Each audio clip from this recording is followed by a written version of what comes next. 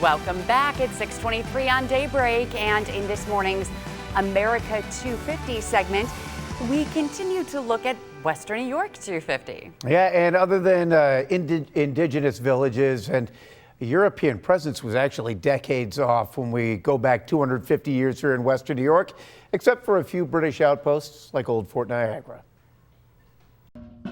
We may be celebrating the 250th birthday of America, but back in 1776, what we now know as Western New York was in British hands. Fort Niagara was held by the British throughout the entire Revolutionary War. In fact, it stayed that way until long after the spirit of '76. During the entire Revolution, 1775 to 83, it's in British hands. The reality is, while the whole country marks the date, it applies to a very small portion of the United States. The Spanish were in the Mississippi Valley.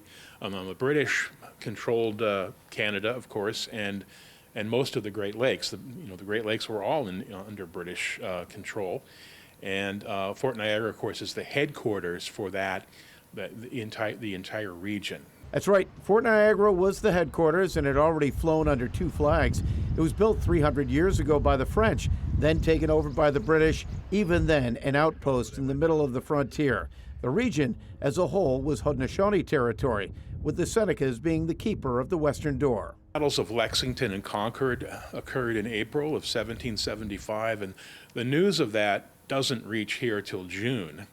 And one of the first orders that the commandant of Fort Niagara gets is, make sure you're on good terms with indigenous allies. And the old fort played an essential role.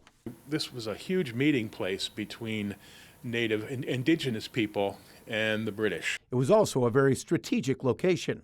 This was also a launching point for raids against the New York frontier, the Pennsylvania frontier, and these raids were designed to siphon off supplies and manpower from Washington's army fighting the main British army in the east. And as the war and Washington's army moved west, Fort Niagara also served as a landing place for the indigenous people displaced by conflict. Important negotiation point, important place for raids to be armed, and a very important destination for refugees.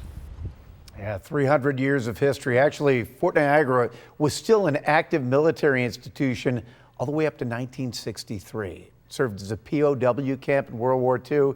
Just a fascinating 3 centuries of history at the old fort, and it's part of our Western New York heritage. Yeah, if you grew up here, then you probably went to lots of field trips there, Yep. but it's good to be reminded about that history right at Old Fort Niagara.